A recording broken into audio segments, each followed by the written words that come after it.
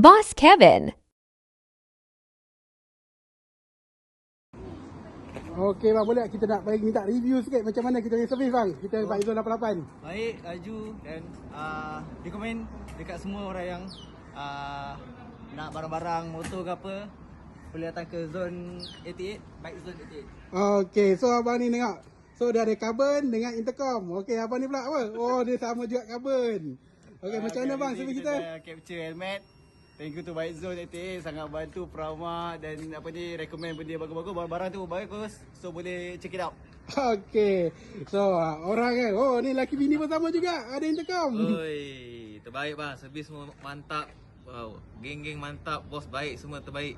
Okey, terima kasih bang support kami bang. Okey, ni geng-geng Royal Enfield kita tengok. Royal Enfield.